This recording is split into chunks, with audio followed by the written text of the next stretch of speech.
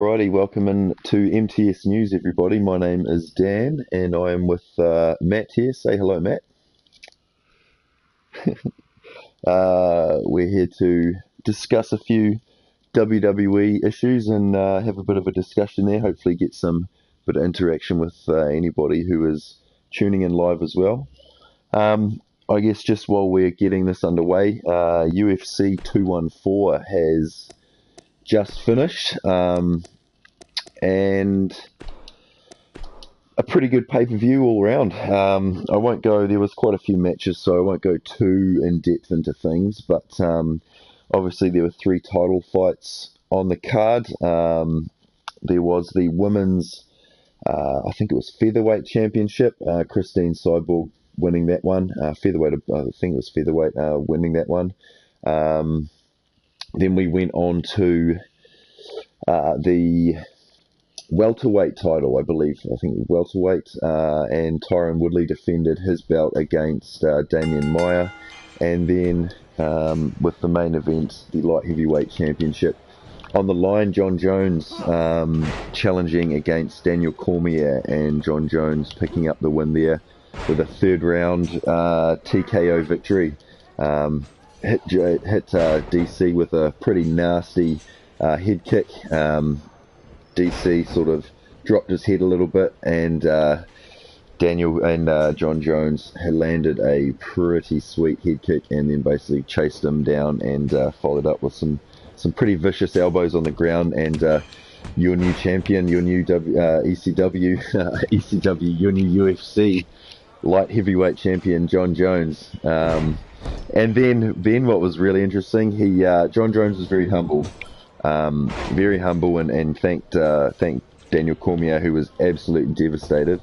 Bloke was in tears in the middle of the octagon. At the end of it, John Jones grabs the mic and calls out Brock Lesnar, and basically says, "Brock, if you want to know what it's like to get your ass kicked by a guy who weighs 40 pounds less than you, meet me in the octagon." So obviously Jones wants that fight as well, and I guess we'll see if Brock Lesnar wants it. That will be a fight that'll put bums on seats, that's for sure, though.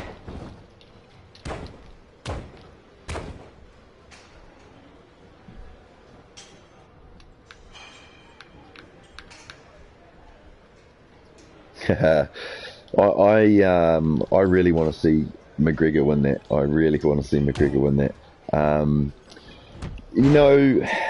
Whether McGregor actually wins or not, the fact that this is even happening is a victory for Conor. I mean, Floyd needs the money. Floyd is greatest boxer of all time. 49-0. The bloke, he doesn't need this fight at all. He's got so much to lose.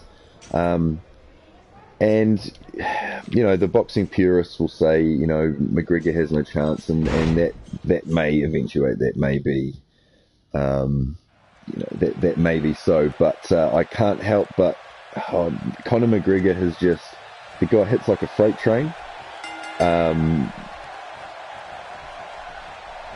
We've got Barack Obama and Batista. I just hits like a freight train, and he's going to come at Floyd from all these different angles.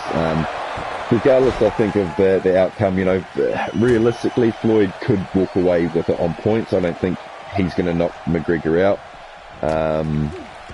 but it will be a very interesting fight, and I think McGregor's going to surprise a lot of people. I really do, and I think that we're in for a big fight. I mean, they've got my $100 or whatever it is going to cost to get the fight. I'm intrigued as all hell, and take my money and bring on August 26th because I can't wait, and it's going to be epic. Hey, yourself, what do you reckon?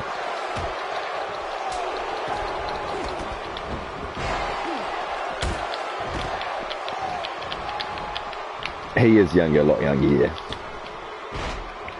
Yeah.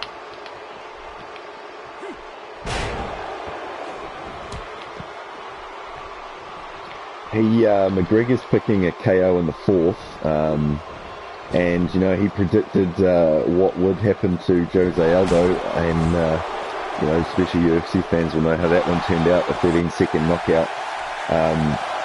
So he's a very, very unique fighter, and it's going to be interesting. But his length is something that a lot of people, I don't think Floyd will understand, and his style is something so different. Floyd's never, come up against that before. So yeah, it's going to be an interesting spectacle.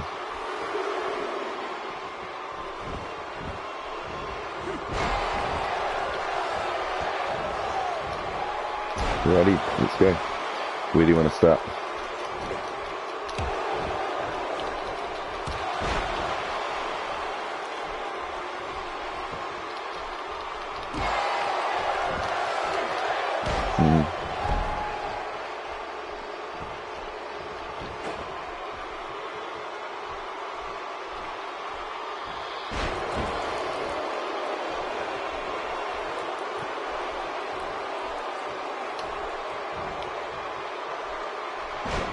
We just did have one.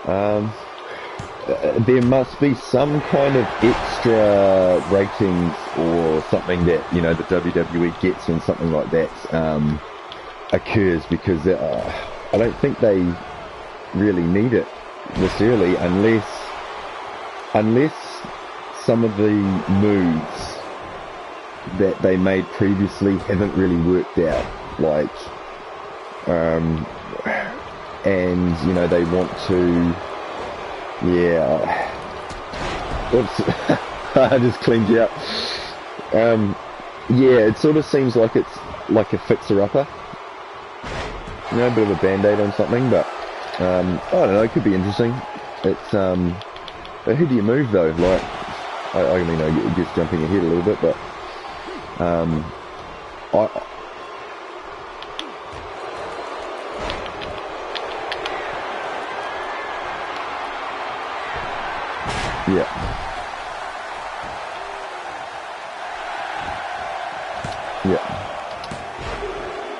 it's but give it a chance, see what happens. They could it could surprise a few people. I do think it really needs to happen probably the first week after SummerSlam.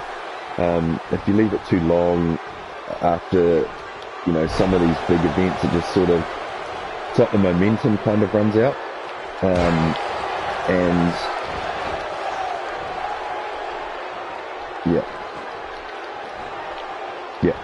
and I think SummerSlam's going to be a point where a lot of feuds finish, so it would seem like a natural place to begin new feuds and new storylines with something like that, which odds we win. Disqualification? Oh, you idiot. Barack, get out of the ring, mate. Oh, well, there we go.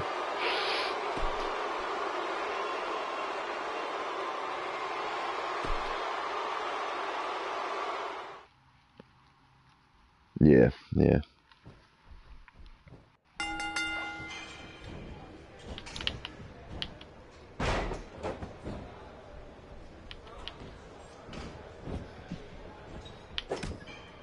Putting them in NXT. Yeah. That's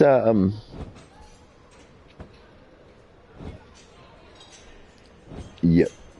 I agree. I would be, if I was someone like a Dolph Ziggler, I'd be pretty gutted getting relegated down to NXT. You got some guys been on that. I mean, it could do, but you would need to, I think, in terms, to have it seen as a legitimate competitor, or you need to remove that development sort of stigma it has. Because it's very much like, I mean, I don't pay a great deal of attention to NXT, and I've seen a few things and, have a sort of passing interest, I suppose, but even I sort of know that it's like the development place. You sort of go there, you learn, you prove yourself, and then you get, promoted up to the main roster. If you remove that kind of stigma, that kind of perception, then yeah, you probably could take a few. I mean, if you were to remove that, you would need a few main roster superstars, I would have thought, to bring about that kind of credibility.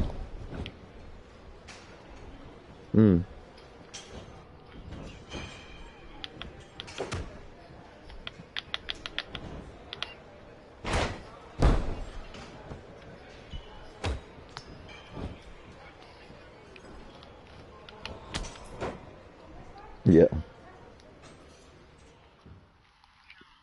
Which there's a couple of Kiwi girls in too. Yeah. There's a couple of Kiwi girls in the Mae Young Classic, isn't there? Hell yeah. Oops, down goes the referee straight up. I don't need him anyway. Oh, this fucking... I always have this issue of like jumping into climbing the corner. And it's... I've got to stop going for the ref, like it's... Yeah, black and white stripes are just like a zebra, just something I'm just going to go for it. I don't know what it is.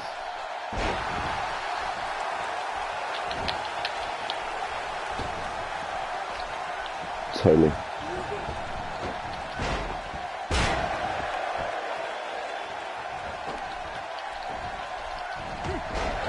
Yeah. Allow for a little bit extra sort of story development and that kind of stuff.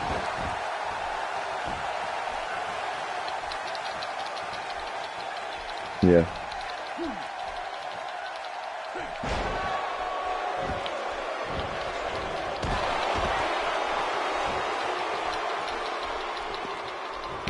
Yeah.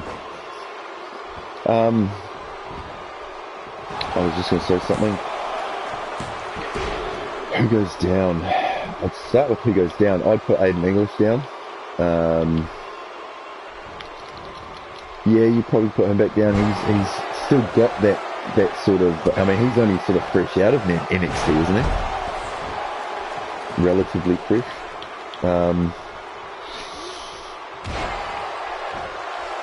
Yeah, I mean,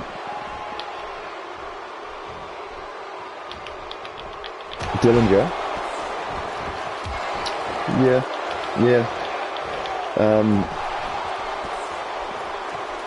Yeah, they do in the end.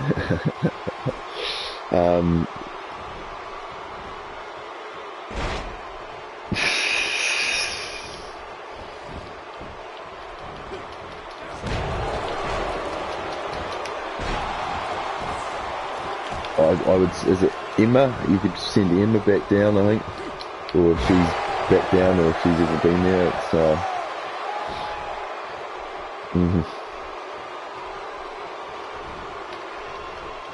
It's yeah, getting over.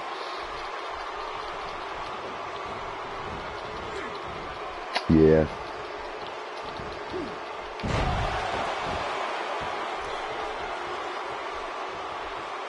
Yeah. If Bo Dallas and what's his name weren't involved with the Miz now, I would have said you could take one or both of those guys back down as well, because they seem to have been just ignored as well by by most of the creative, and it's sort of a testament to the Miz and what kind of bloke he is, that he's helping these guys sort of revitalise themselves. I think it's quite nice of him, like he didn't really have to do that, but it's turned out to be, given him quite a nice little stable there.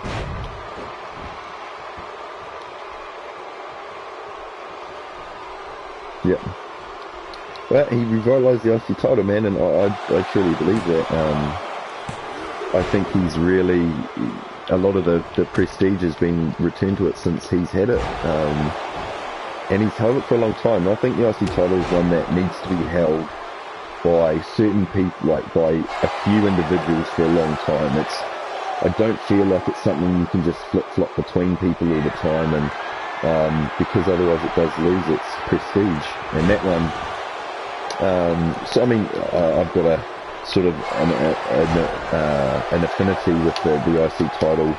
The first WWE match I ever saw was, you know, Razor Shawn Michaels ladder match for the title at I think it was WrestleMania or SummerSlam, the SummerSlam one. Or the first sort of, you know, ladder match there, so it's always kind of been a title I've kept an eye on because, yeah, basically, and I think it's something that really should be, that prestige needs to be kept there.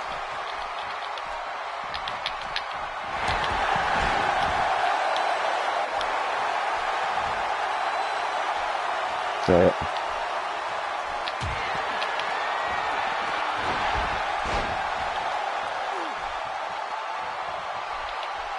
hard out. Ezekiel Jackson. Tommy Dreamer. Oh, a blast from the past.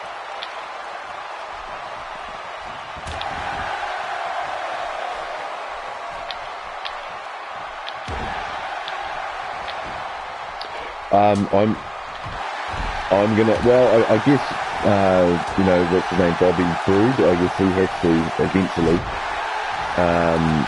He's going to be, I would have thought he would be, one of the first ones to be put up, just because of his sort of status in that place right now.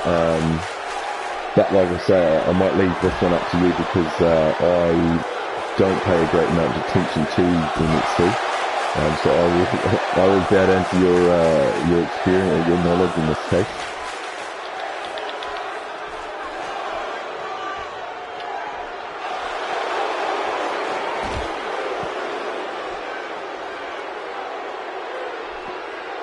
Yeah.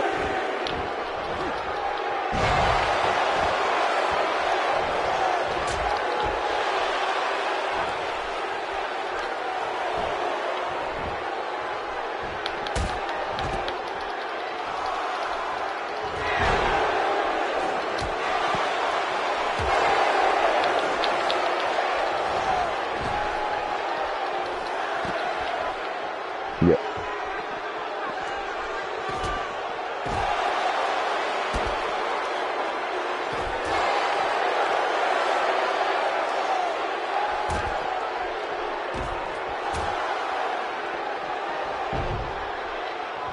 Yeah. You cannot win there.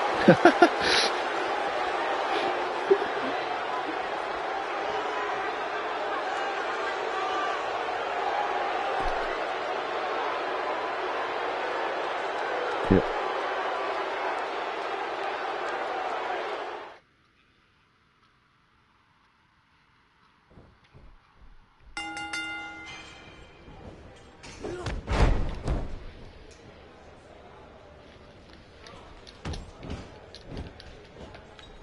Yeah.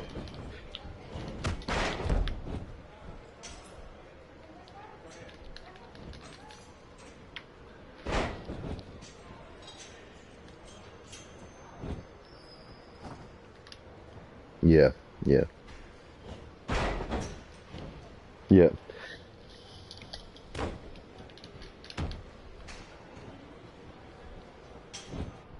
Sure.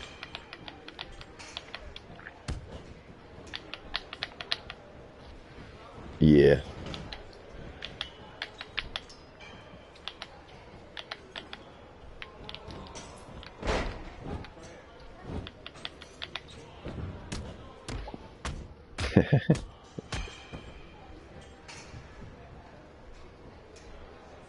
Yeah, I think I know who the guys. I can't think of the name right now, but with that friggin' powerbomb move that they do, the cheers and then boom.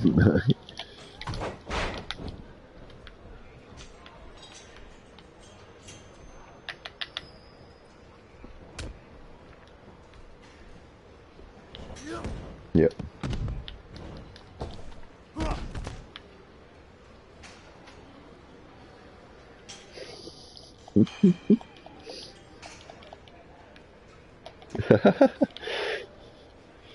That's funny.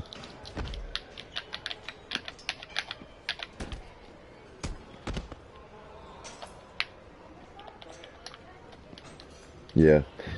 How do you, so Oscar goes up, right? How do you, I mean, she's breaking records all over the show in terms of longest reigns and unbeaten streaks and stuff.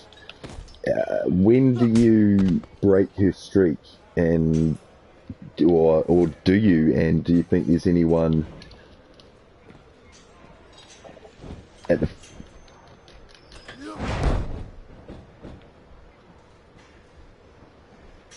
And then you have it lose on the first movie?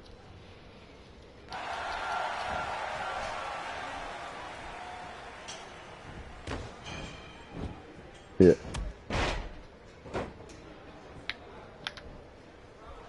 Yeah.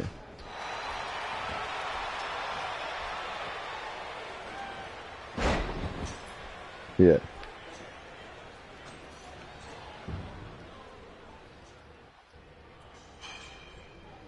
Yeah.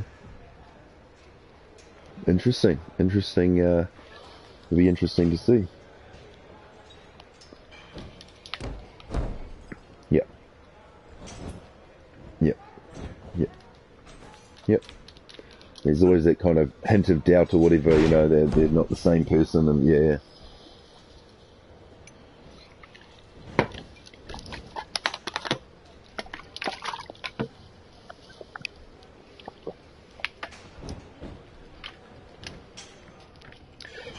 She's a bit of a female Brock Lesnar.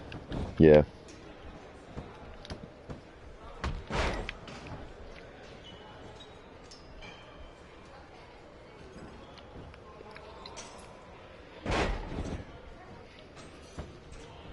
Yeah, well, she's not. Yeah, she's not like. It's not like she's. You know, like.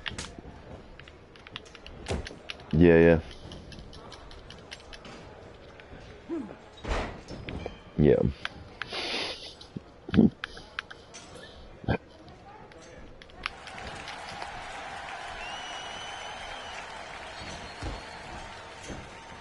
No.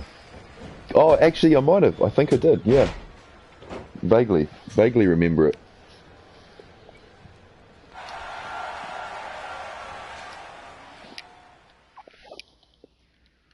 Oh, yeah.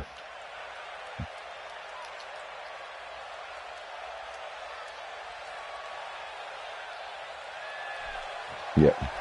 They've like, yeah, Oscar versus Brock Lesnar, they've written her into a bit of a hole, and it's not really her fault, but, or against the wall maybe, where anything you do makes her look weak. Like, if you have her lose in any way possible, like, you know, it makes her look weak when she shouldn't really be, but you just built her up to be so strong that,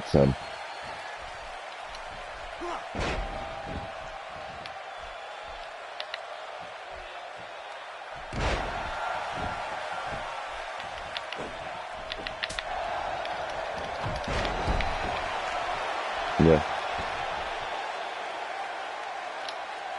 Yeah, yeah. Roman comes in and spears her and then pins her and becomes the women's champion after just one spear. Yeah, yeah. End of days is her through a table or something. I take that.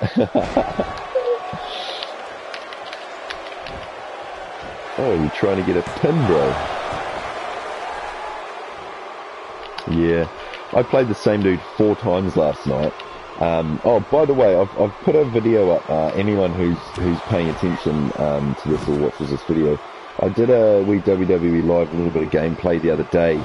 I only managed to get one match sort of recorded because it was just a mission to find opponents. But this one dude, I was talking to him, he was a big fan of Roman Reigns, and I was sort of having a yarn about Roman Reigns. And anyway, he started kicking my ass a bit, and he went for an RKO, and he hit this RKO in the middle of the ring, but somehow there was some kind of glitch, and he RKO'd me, and then I pinned him for the win.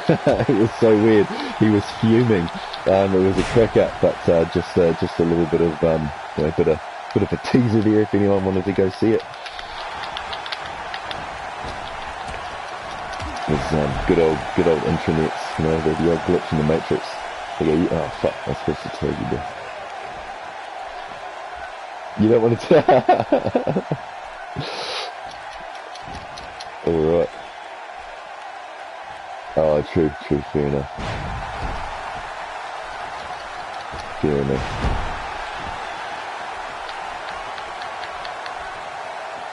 I love that. Yeah.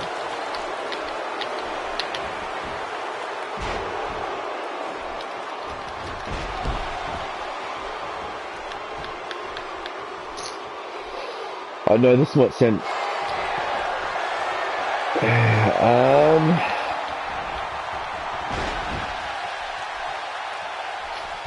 I see, the thing with the tag teams is I think... Well, unless you're going to bring that... So you take a tag team down. It's obviously not going to be the New Day. It's obviously not going to be the Usos. It won't be Sheamus or Cesaro from Raw. It wouldn't be, obviously, the Hardys. You could take Gallows and Anderson down from Raw, bring the Authors of Pain up, because they don't seem to be doing much.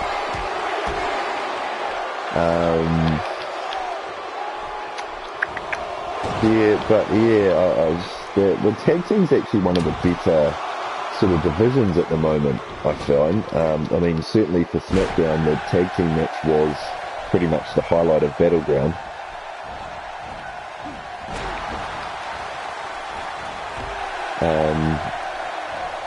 I would bring Authors of Pain up whether you put them on SmackDown or Raw. I think you need another big sort of dominating physical heel team, because I don't really think there is one at all, really. You had Enzo and Cass, but that was only one half of it was the physical sort of side of it. I mean, yeah, Gallows and Anderson have a bit of size, like the typical sort of little guy, big guy, but yeah, I mean, I think Authors of Pain are sort of what the tag team division's screaming out for at the moment on the main roster, and yeah, I mean, yeah.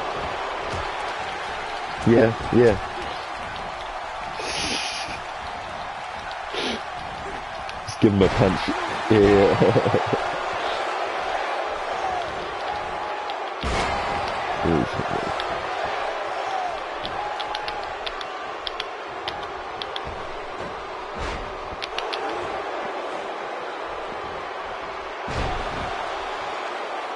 Yeah, I'd take them down.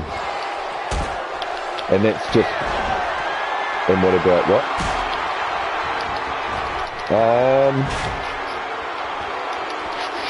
SmackDown. Who are the other tag teams in SmackDown? Oh, just any ones? Yeah, I mean, I'd certainly take Aiden English. I'd send him down. I'd almost send Ziggler down, to be honest. He's not doing anything, and he needs a bit of a refresh. And I think he'd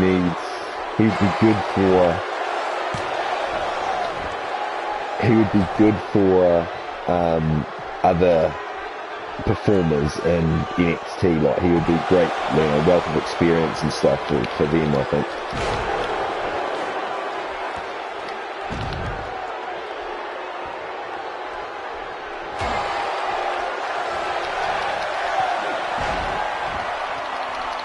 Yeah, put some NXT guys over.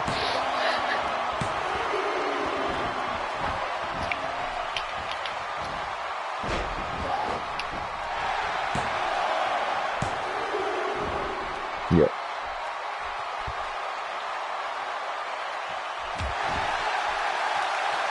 Yep.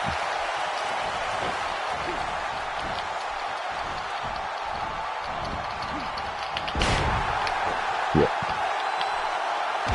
Yep.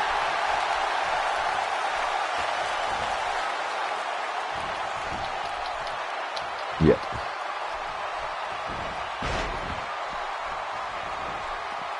Yeah, true.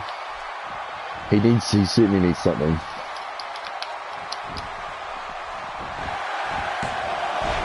You really did, eh? Yeah. No, I agree, and you almost, I mean, they say imitation's the sincerest form of flattery or something, isn't it? But there's only one HBK, and yeah, it's certainly not Dolph Ziggler. It's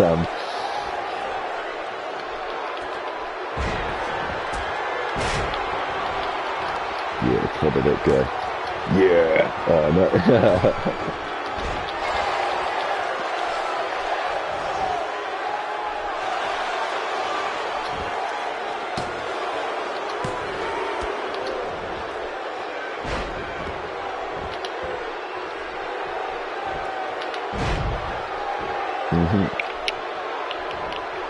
Good.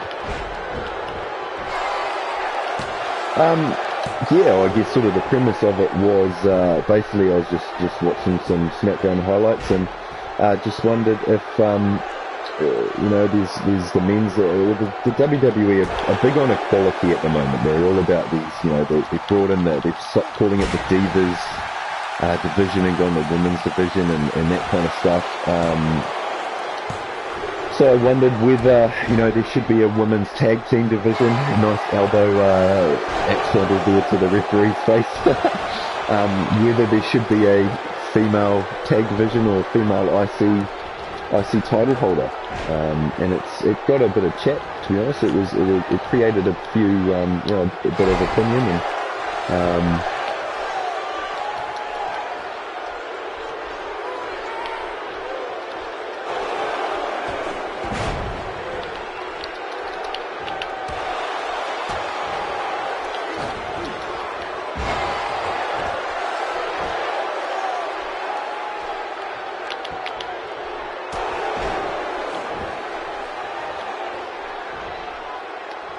Yeah.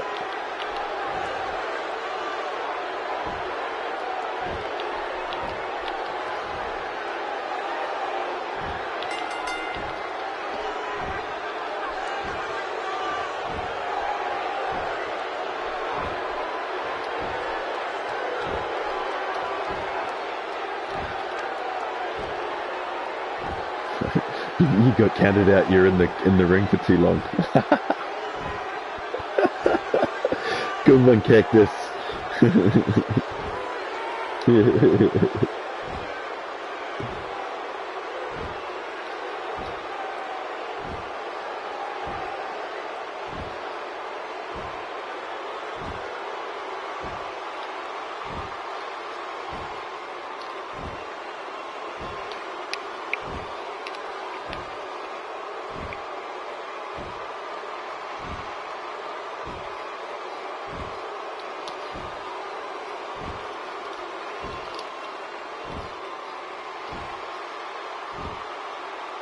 Yeah, I think we've got a bit of a jam. I have to do a bit of I have to just quickly restart this, but if we turn it off, it will yeah.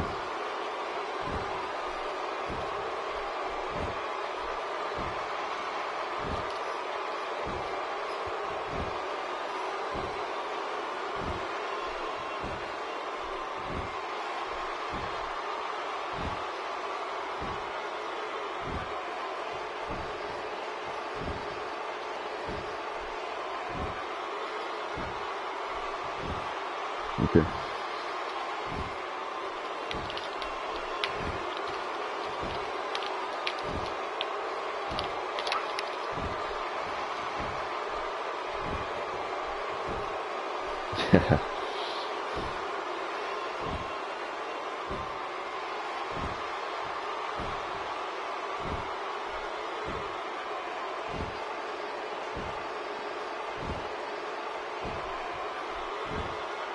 Yeah.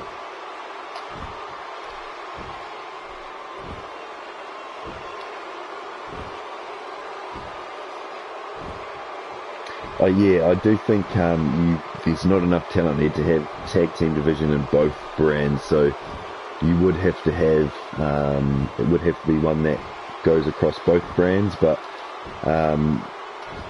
if you start doing that though too much, then it sort of makes the brand split a little bit pointless. So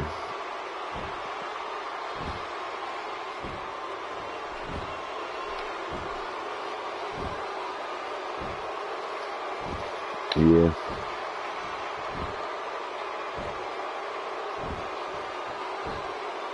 Yeah.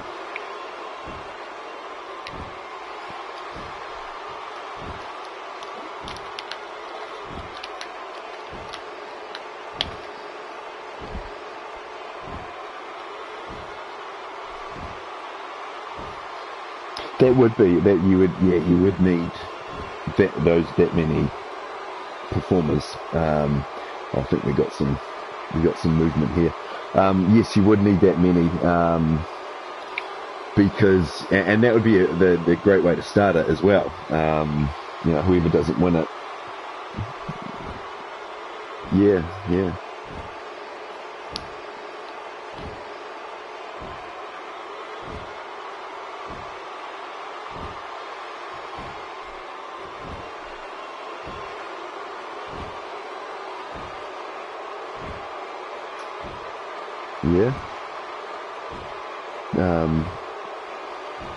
Unify the titles.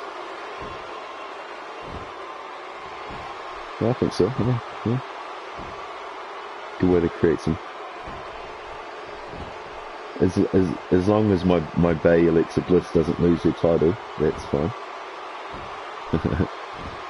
What's that?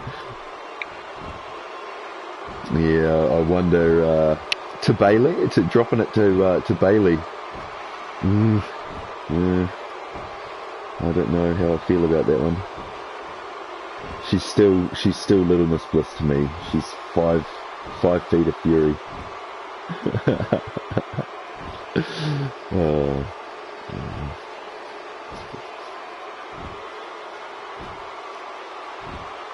Yeah, wouldn't that be something? Now no, definitely not. It would be a big surprise, a pretty big shock. The referees, can you still hear me? Yeah, okay, so it's just any opponents that can't. The referees about pushed you all around the ring, mate.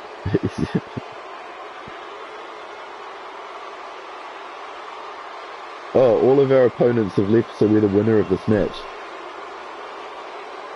Oh, no, it's not. So there we go, peeps.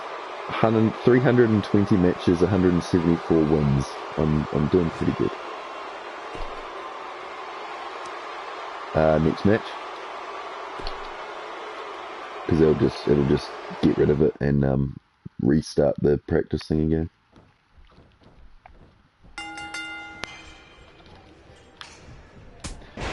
Mae Young Classic, Women's Unifications. Yeah.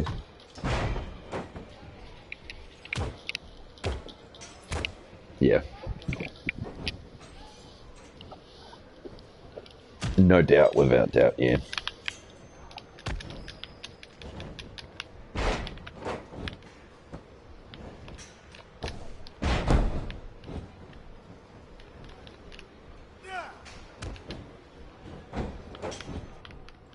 Yeah, you had Bellas. I mean, Tamina and Lana seem like a pretty natural combination because they're pretty much working as a tag team lately. Yeah.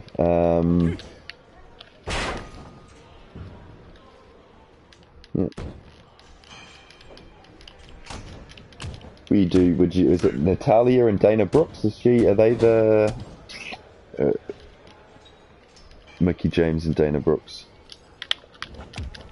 So, I think what they need to do to sort of tease it is just to start incorporating more women's tag matches just with the singles competitors and see who starts working well together.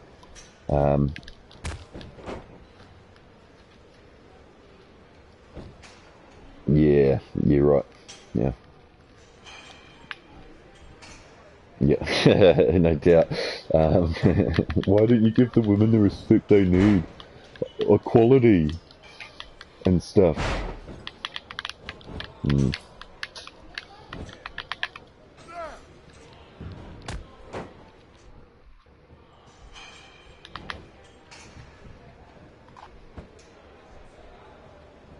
Yep.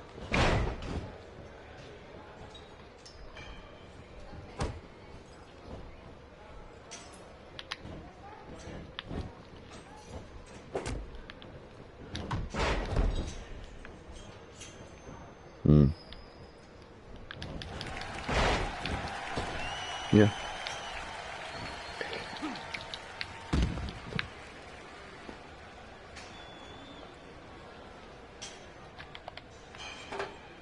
Yeah.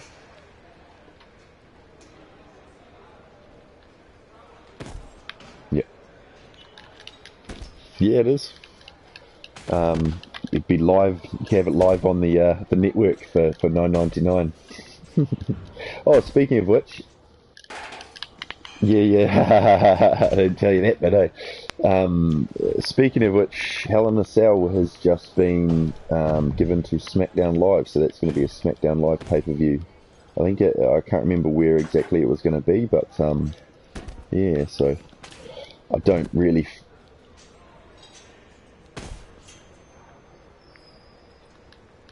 Oh, No Mercy, I think it was.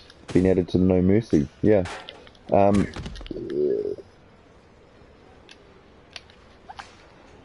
yes, yeah, if you follow that one through.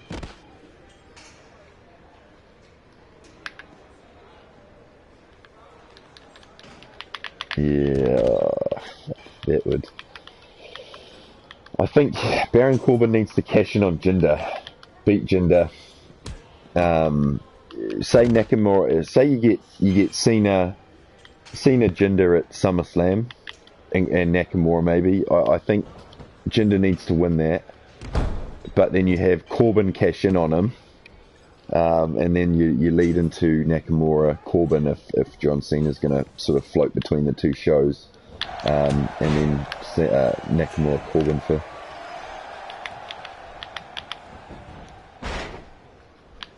Yeah.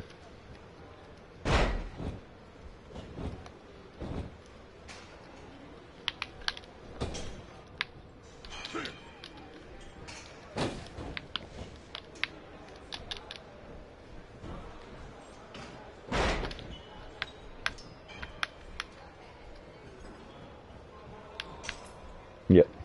Yeah. There's yeah, definitely. It really has to be booked right, but yeah, it could be cracking. That's how I'd do it anyway. You bring him in, or bring that in. Yep. Moving on.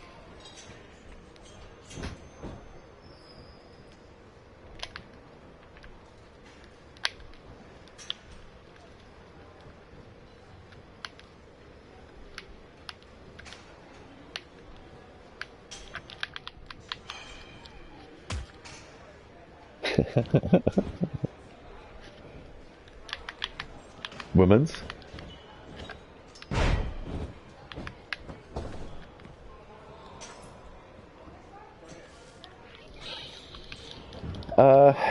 I mean, it's worth a try.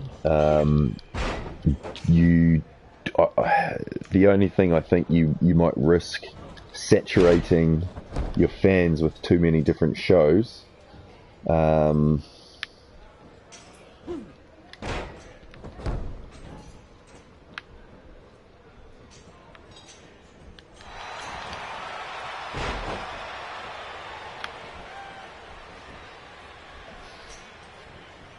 mm,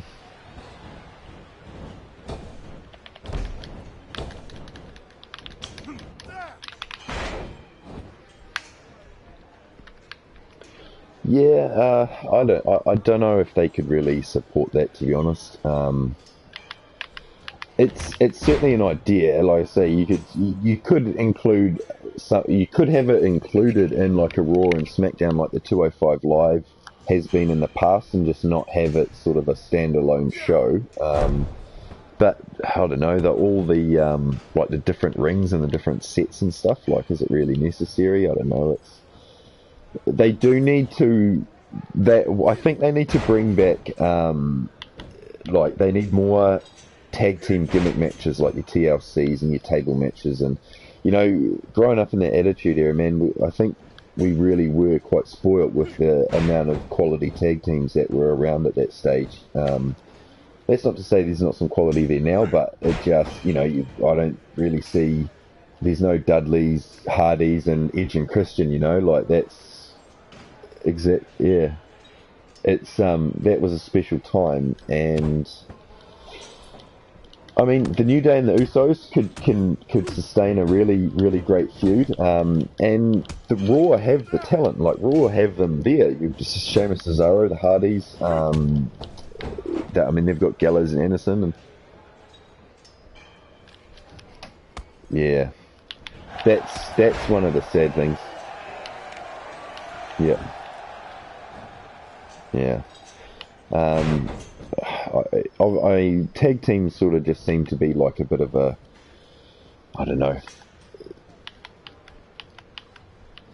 Yeah, it's sort of like they're not really putting the full kind of emphasis into it, or the full kind of effort into it. It's just something that's always been there, so we'll keep it going.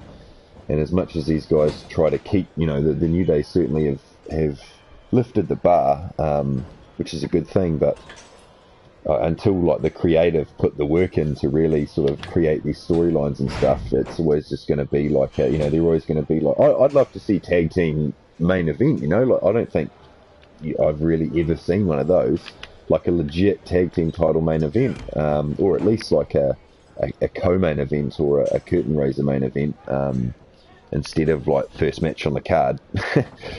So and I think they could do that. I think the Usos and the New Day could have headlined Battleground. Obviously it was never going to, but that, like, the caliber of that match could have been the last match on that card and would have sent everyone home really happy. So yeah, old Angle's illegitimate son. Cass and Enzo. There was that one in NXT. The guy threw him. Was that DIY? Was it the like the Italian sounding last names? Yeah, that's the one. That seemed pretty devastating.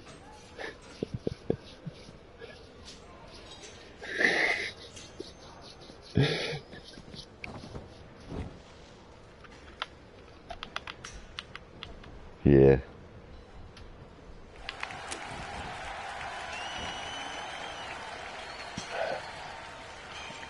I think it's overall it's a pretty good move, because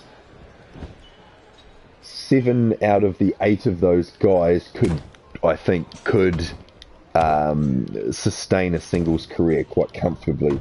The only guy there is Enzo, and if Enzo, I don't think he doesn't have the wrestling prowess or like the in-ring skill to really sustain on other than a 205 live. I think he do 205 if he's lighter than that or whatever. I've got no idea.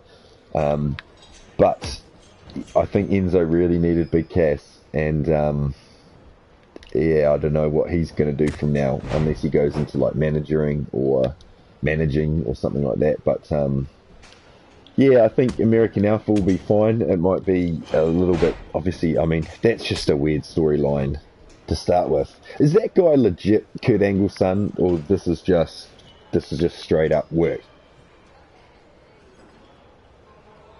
Yeah, like, I mean, it's one of those things where you'd be like, oh yeah, if he actually was in real life, you see where, see him doing it, but it just seems stupid. Yeah, I don't know, unless this guy's going to get a big push, and yeah, I'm not too sure. It's sort of come out of nowhere though. I think it's, yeah, it's a little bit unusual.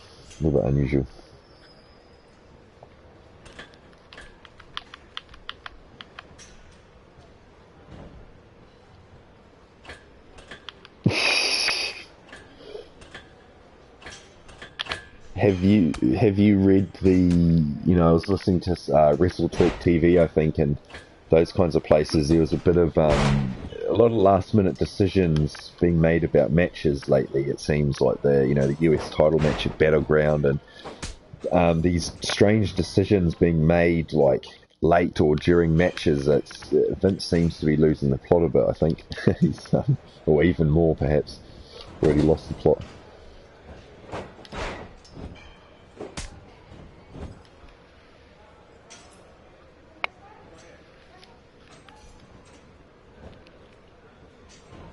Yep.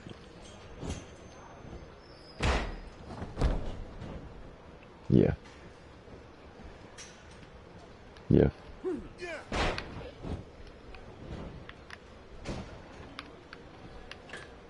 Yeah, yeah. I mean,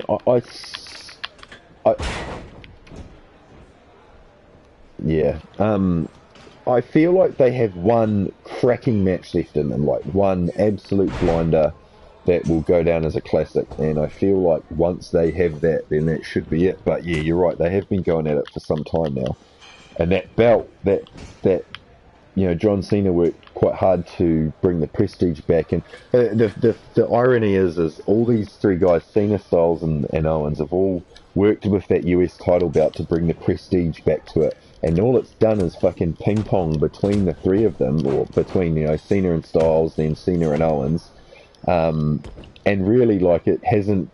If anything, it's cheapened the title a bit because of that ping ponging and that flip flopping back between them.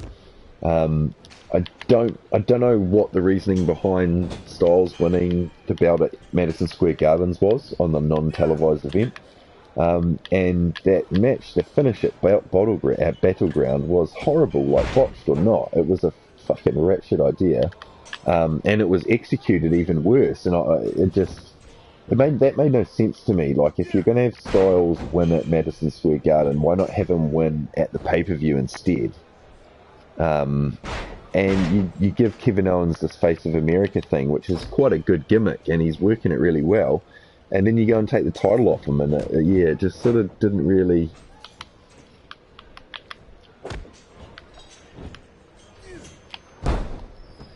Yeah, and yeah, I get that as well. Yeah, correct. Yeah, yep, yeah,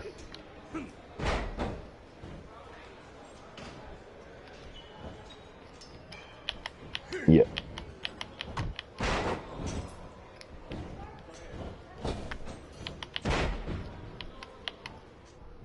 yep, yep. Just to you now, are you going to the event in Christchurch, the WWE event? You are. That is. Oh, okay, sure. The rumored card for that event looks absolutely epic. Yeah, I'm so gutted that it's not in Auckland. I'm super gutted. Yeah, I did, and that was tame compared to what this card looks like. I agree. Yeah, it was cracking. Yeah, it had. Yep.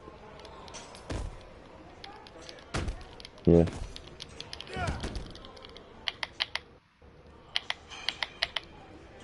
Yep. Yeah. Seeing it live was pretty impressive.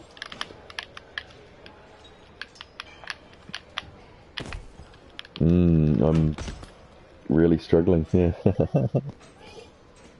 Yeah, might have to just give this a bit of a quit. I think quit out of that one. It's driving me insane.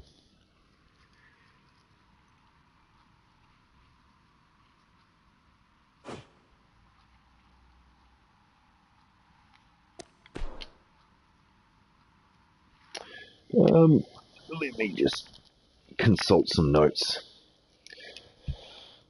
Um,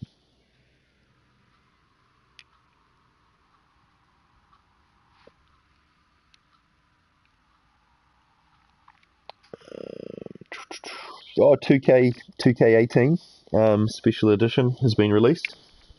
The souvenir edition. Um, have you seen it? Have you seen? Oh, I've seen enough of it. Yeah, yeah. No, no, I haven't. I certainly haven't. Did you? I haven't. I don't think I'll go for. I won't probably go for the souvenir edition. I'll pre-order so I can get the preloads and whatnot. But I'm gonna try Kenny Omega here. I haven't been this guy yet. I downloaded him, but I haven't actually used him.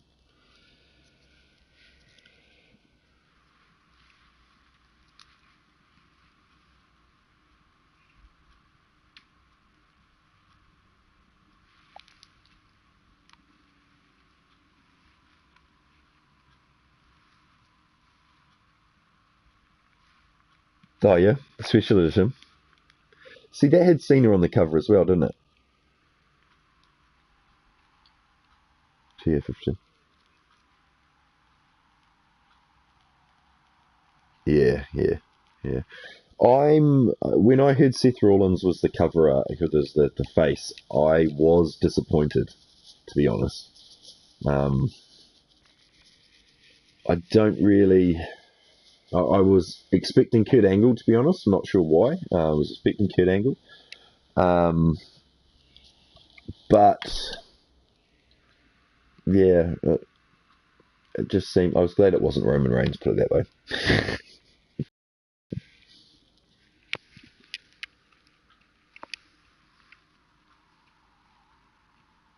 Hmm. Definitely buy. Braun would have been good. Putting Braun Strowman on there, the Destructor with the ambulance match.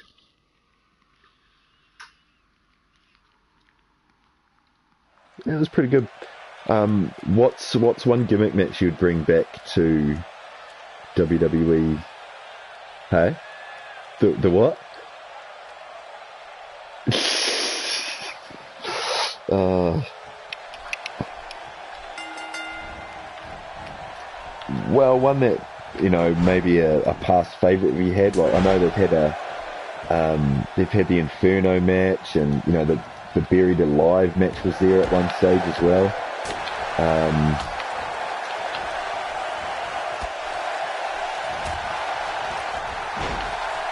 Yeah, yeah.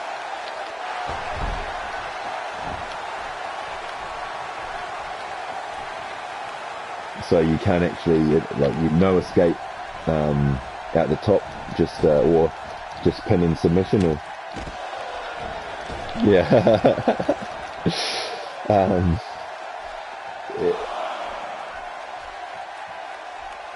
yeah, that wonderful finish.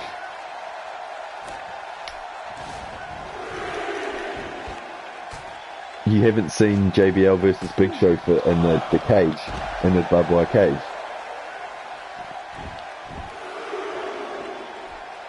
Decent idea. Great idea. Execution was poor. Yeah, I mean, the thing with I guess the problem was Big Show as well. Problem was, I think most of it was JBL in that match. He didn't really want to do anything, I don't think. And then you've got the Big Show who's massive, and so what do you really do with him anyway? It sort of just gave JBL look at you go, just sort of gave JBL a chance to bleed, and yeah, it wasn't a great match. It wasn't great. Boom. Yeah.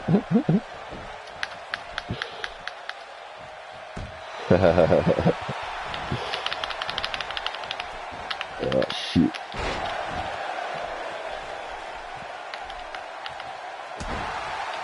Yeah.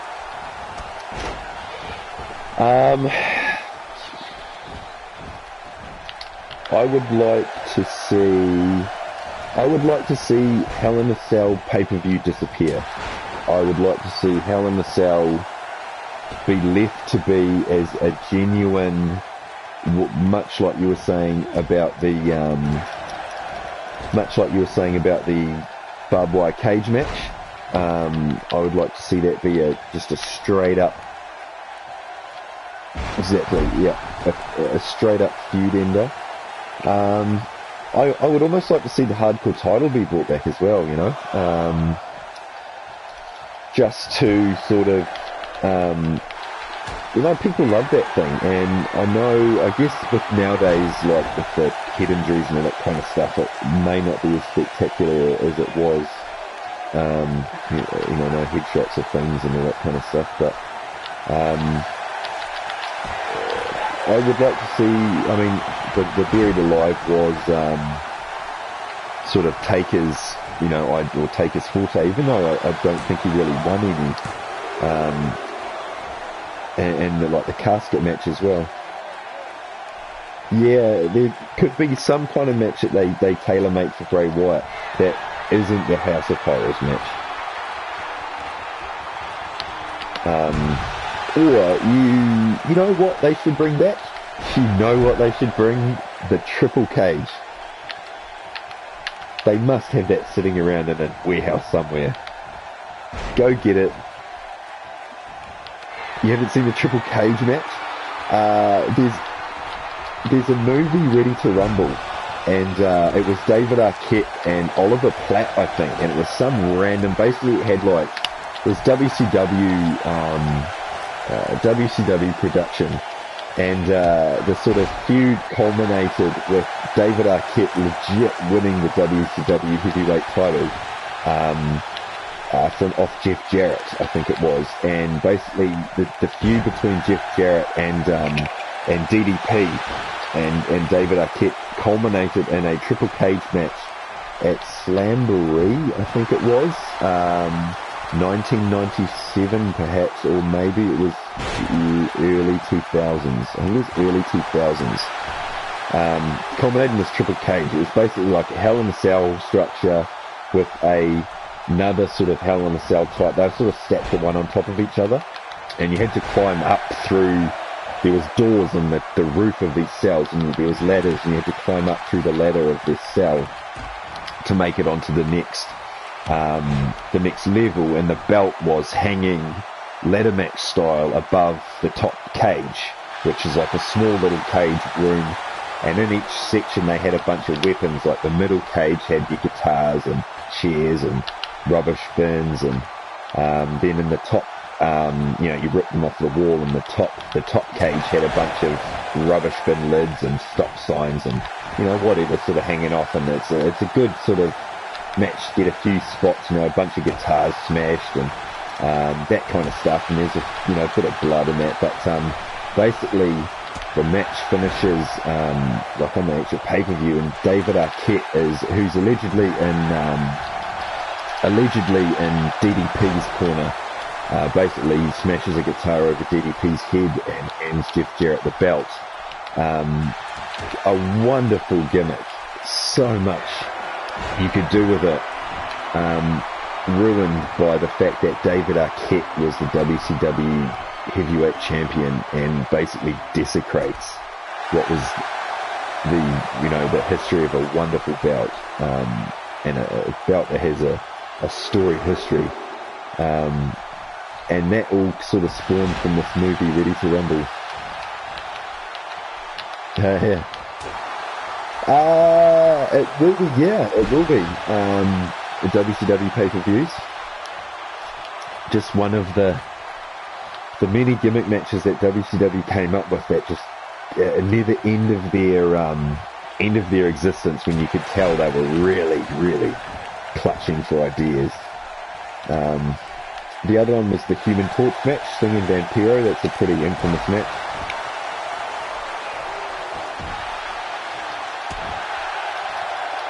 Yeah. I feel, how old are you? Okay, that would be why. So I'm 32. Yeah.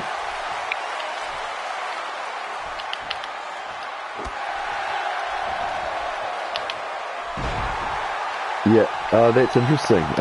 So yeah, it's a couple of different generations here.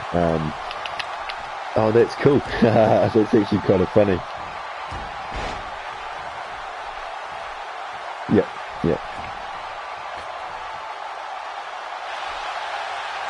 One of my favourite matches of all time, only because it was epically bloody was Goldberg versus Sid Vicious at Halloween. I think it was Halloween Havoc. Basically, the only match I've ever seen that stopped due to excessive blood loss. Bill Goldberg basically, him and Psycho Sid, you know Psycho Sid Vicious? Yeah, they'd been having a pretty decent feud, and so early in the pay-per-view, early in the pay-per-view, Goldberg busted Sid Vicious open and basically just worked on this cut the whole match, and just there was blood everywhere. It was quite it was a crimson mask, as JR would say. Yeah.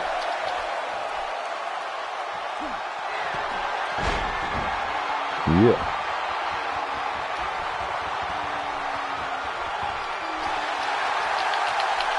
Oof.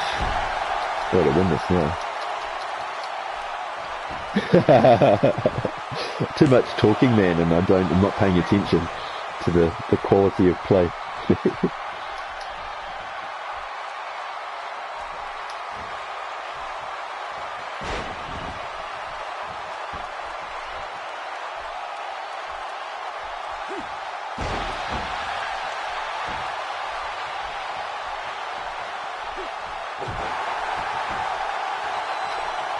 Right, okay, so, I mean, I would definitely aim for 97, 98, 99, I think it's certainly why when I was young, that was the heyday of me.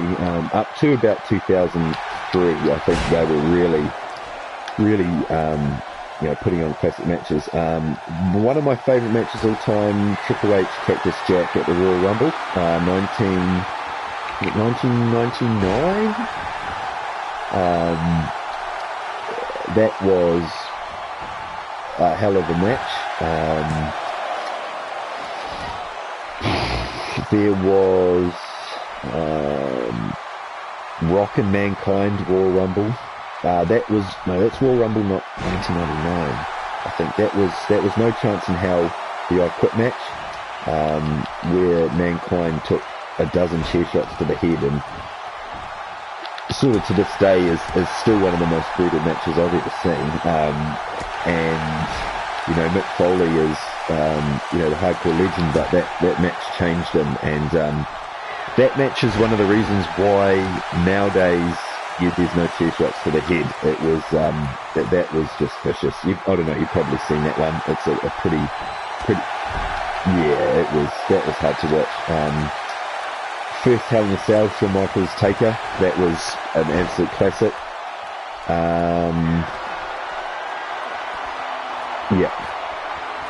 The first appearance of Kane, that was something. I waited so long to see that match. That was 97. The beauty of the network these days is just, all these matches are one click away. Really, it's awesome. The Last Man Standing match at St. Valentine's Massacre, I think it was. That was a pretty good pay-per-view. The cage match, Steve Austin versus McMahon, was really quite good. Which was that's the Paul White's debut, and it was throw Stone Cold through the cage. Basically, the start of that was sort of McMahon and Austin was having a bit of a brawl, and before it got in the cage, and that was worked really well. Earlier in the card, it was Last Man Standing, and that sort of ended in a bit of a double count out with The Rock and Mankind. But The Rock and Mankind had a great feud for the title. The empty arena match was pretty entertaining as well. They had a pretty good feud. I enjoyed Dude Love versus Stone Cold. More specifically, Dude Love versus Stone Cold at Over the Edge, when it was sort of, I think it was Vince McMahon referee, and he had the Stooges, Pat Patterson and Gerald Briscoe there, as well as like Timekeeper and something else. It was. That was really cool. I enjoyed that feud, mainly, Dude Love and Mick Foley's a hell of a wrestler. And, Dude Love was just funny as hell. It was a pretty cool pretty cool, persona. And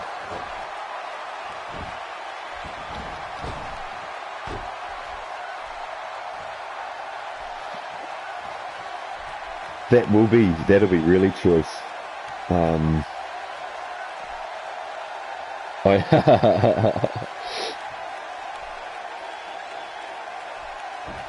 That would be choice.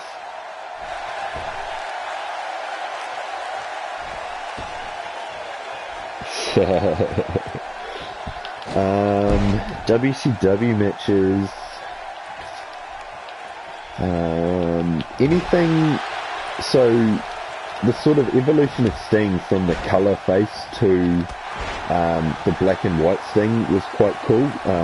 You would need to go back and watch Nitro. I think it was about 97, 98, and he basically didn't say anything on camera and didn't work in the ring. This is WCW's biggest performer, biggest name, biggest merch selling, biggest or merch seller. And they basically kept him off TV and not speaking for about 18 months. And that sort of feud, when it finally culminated with him fighting Hulk Hogan and working in with Bret Hart and stuff, it was quite a satisfying feud. The sort of payoff was interestingly done and could have been done a lot better, but I enjoyed Sting winning the belt eventually, when it finally happened, even though there was a few false finishes. We'll go. That was cool. Anything with the outsiders, Kevin Nash and Scott Hall, that's always, they were always brilliant matches. The Kevin Nash versus the Giant match sticks in my head just because the Giant took the Jackknife Powerbomb really, really badly, and they used that was at Sold Out, I think, and they used that as a sort of a feud, like he tried to break the Giant's neck, and the Powerbomb was banned and all this kind of stuff, and they worked that into it. So going back now and looking and watching all this stuff might be super different because I was a young boy when I was watching all this. So,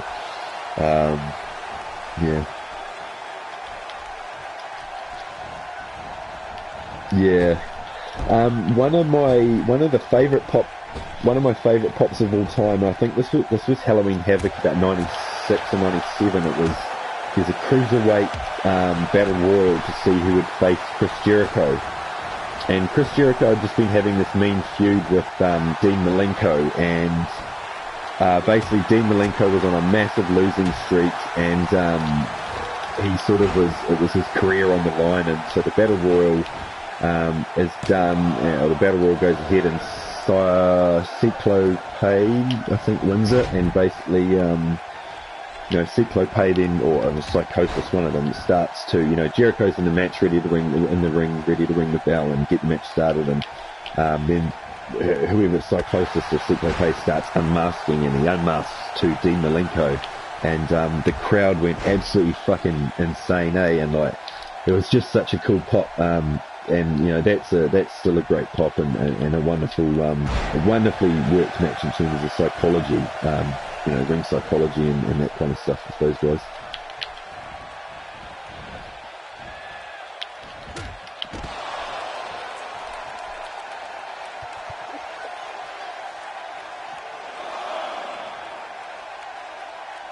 I used to really enjoy Chris Benoit. He was one of my favourites in WCW. I still remember when he won his first title, with the sort of dodgy finish of with the crippler crossface to Sid Vicious and the leg under the rope and that kind of stuff. I really enjoyed him, but I enjoyed his stint in WWE as well. He's got to go down as a great. He's got to go down as a great. What he did aside, that stuff aside, professionally looking at his career, I think he's certainly right up there. But obviously, if you murder your wife and child, people tend to not really. It depends how forgiving Vince is going to be. It would surprise me, to be honest. Yeah.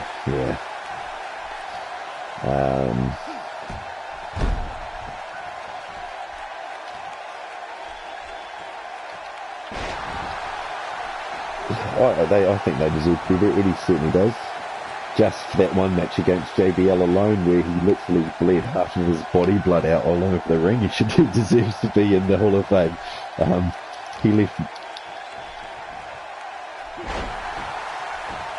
Oh, he was, and he was a solid worker, cruiserweight. He's certainly a veteran.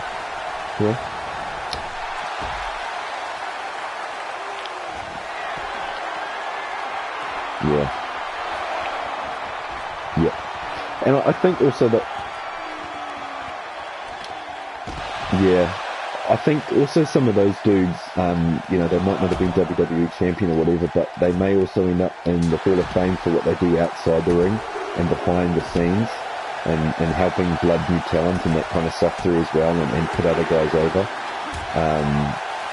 So I guess that's sort of the main thing. I mean, the belt's really as prestigious as they're made out to be, and what as it is a sort of a, I don't know, something kind of tangible to gauge how a superstar's career is going. I think once you sort of out of the kayfabe stuff, I think that's what really makes you whether makes you like a superstar or not. And I think there's guys there who will be in the Hall of Fame but may not be, they won't be 16, 17 time world champions, but they certainly also deserve it. Yeah.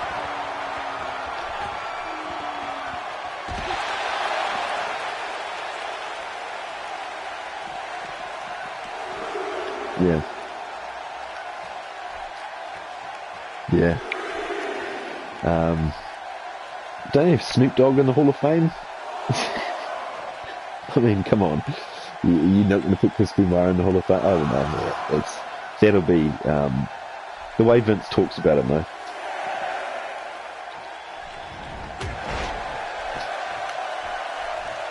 Yeah.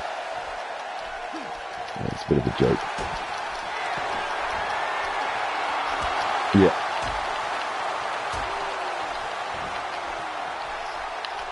It's his thing, that's what he does. Yeah.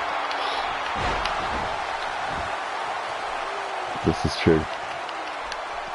Because he's a G. He ain't nothing but a G thing, baby.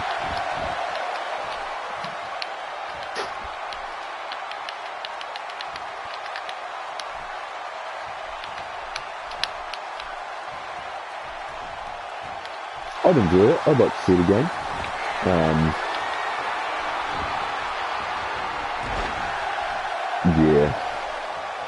That was Wade Barrett, wasn't it? It didn't really work. Oof, kick out.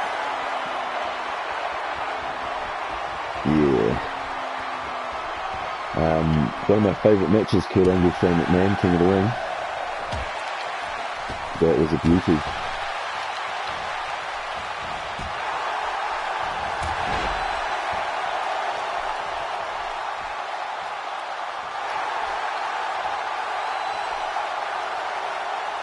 Oh, really, does it?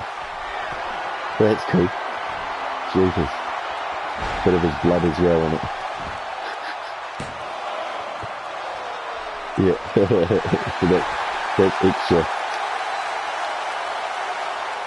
The old shit. Oh no.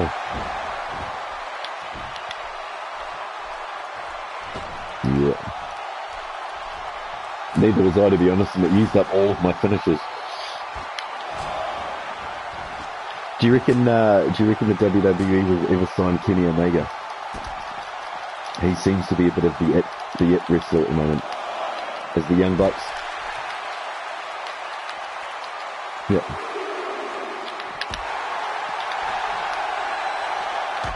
Yep. Yeah. Okay. Yep.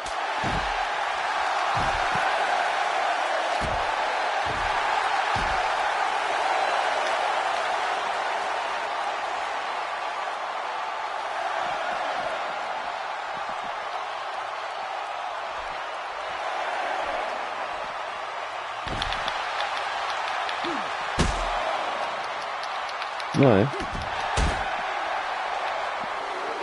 Yeah.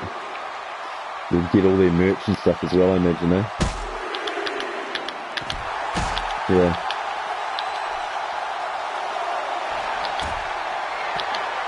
Yeah.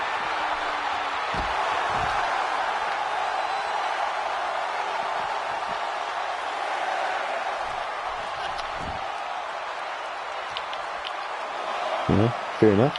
I always see how some people are content with. Oi!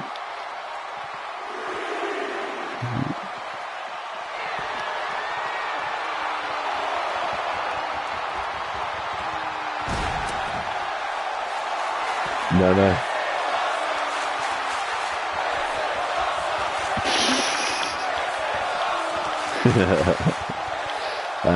Yeah, he seems to be sort of the it man at the moment. And who would you like to see him feud with?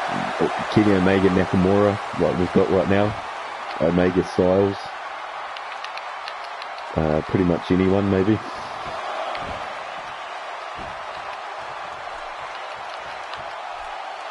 Yeah.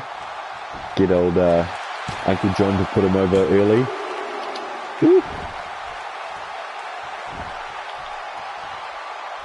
I do like the idea of the United States, whoever the United States champion is, going up against him.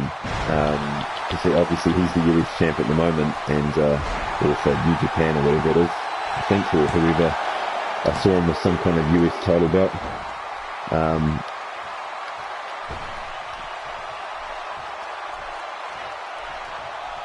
Yeah. Yeah.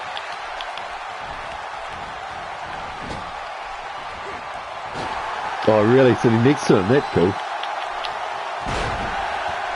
Hilarious. No, he's just chilling, just watching it. Hilarious. That's fucking mark out a big time, eh?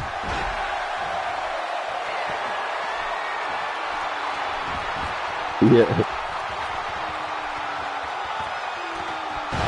Bro. Yeah.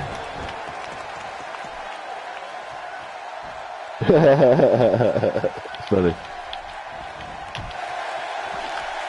Oh, well. Star-studded.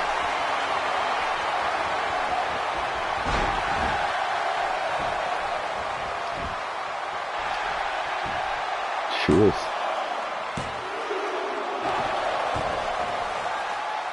We do need to get some tickets. IPW.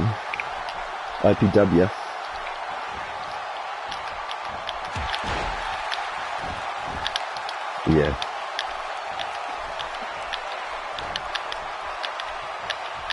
Been a good bit of fun. Oh, me in the guts. Alright. It's time to bring this home.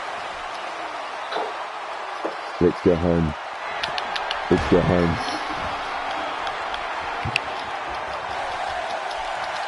Get him! Get him!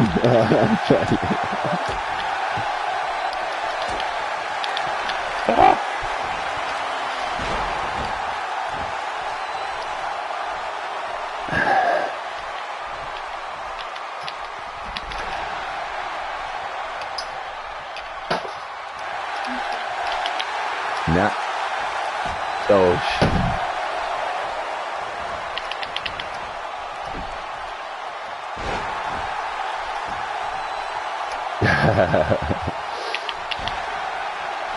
You're gonna run out of run out of stamina before you get to hit me with your finisher though.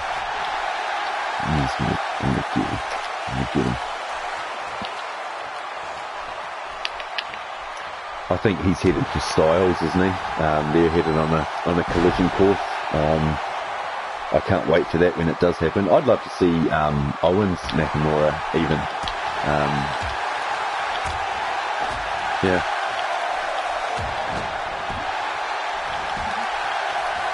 Yeah, I don't think I kind of would like to see him involved in the title picture at SummerSlam, Nakamura, but I think he definitely will be in the title picture come Mania next year. Well, I hope so. He should be there. Let's get this chair in. Nah. But I thought you were going to go after the ref, so I was like, we'll just have a sneaky little chair shot and see what happens. Yeah. Oh no.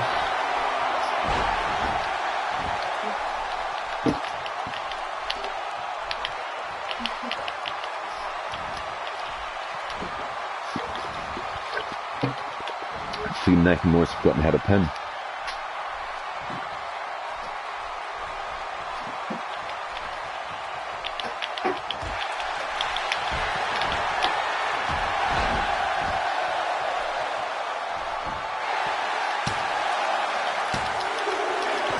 Yeah.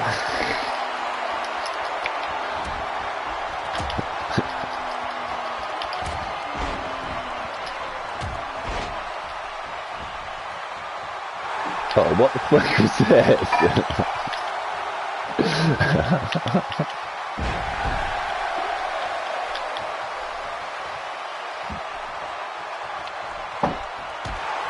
So we'll finish this and then that will be it. I'm gonna finish you.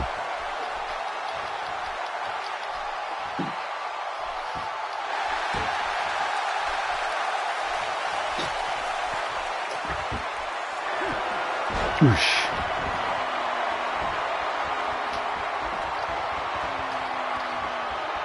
Get up. It's time to go to school. Oh no.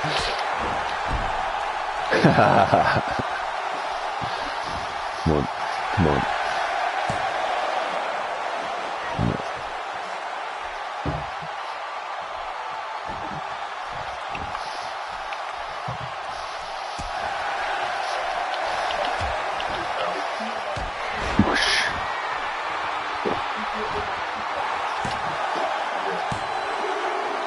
Yeah.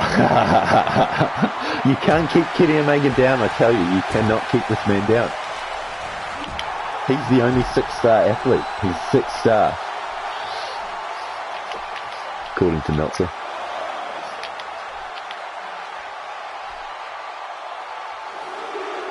Have I had enough? I've never had enough. I think so, probably. I was playing the other day and I had a guy, opponent I ended up playing, he told me that I'd beaten him like 4 or 5 times before. I didn't even remember who he was. I was like, oh, that's cool, man. He's like, yeah, I played you a bunch of times. And you like whipped my ass. It's like, awesome. It meant more to you than it did to me, I guess. But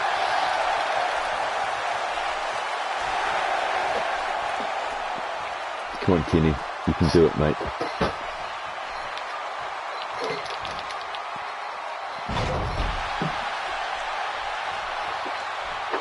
Stand up, Kenny. Come on, mate. Come on, lad. Yeah.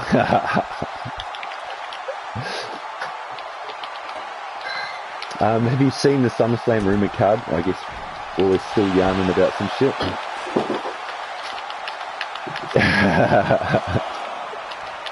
Consume all your alcohol on the heel turn.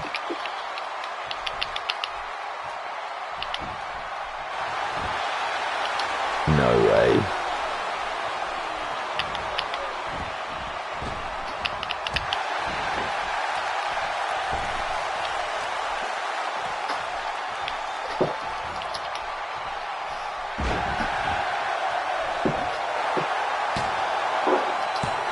shit. Oh, shit.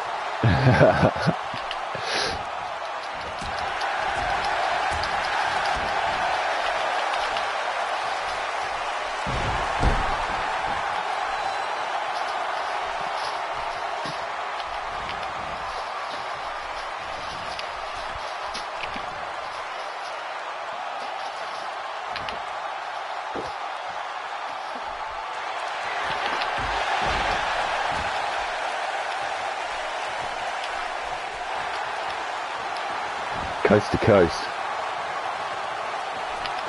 Oh, really? Come on.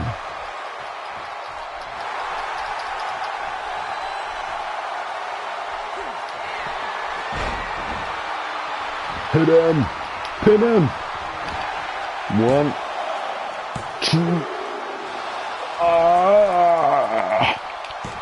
How do you keep this man down? You pin him again. Oh no, that's going to reverse him.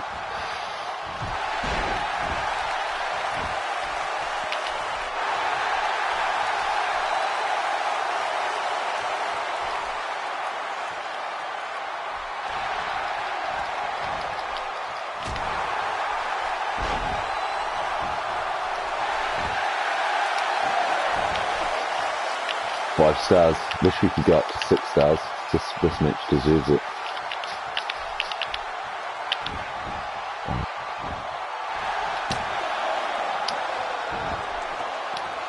It's not going to happen, bro. You got to try harder than that. I don't go down easy.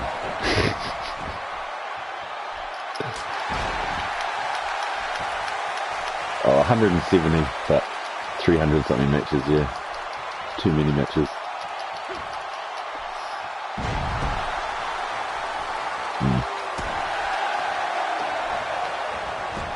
Oh, right in the guts.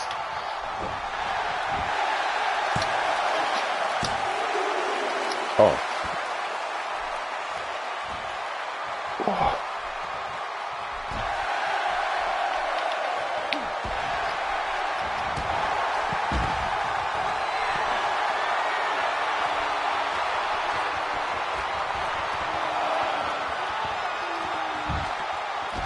Oh.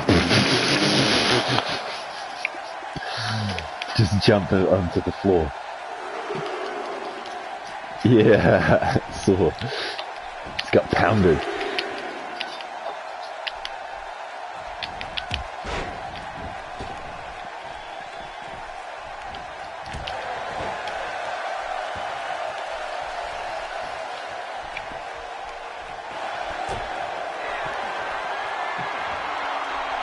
Boosh.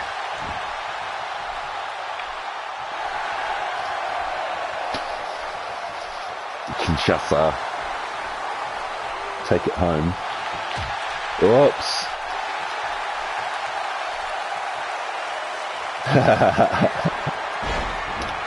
Hit the pin. Get in. Get in.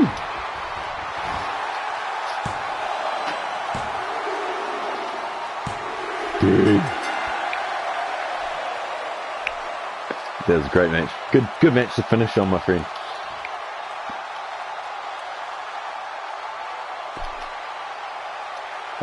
Yeah, they can. Alright, everybody, thank you for tuning in. That was Dan and Matt with MTS News, WWE Updates. We will be back at some stage with some more updates, some more previews and reviews of upcoming pay-per-views and any sort of news and rumours.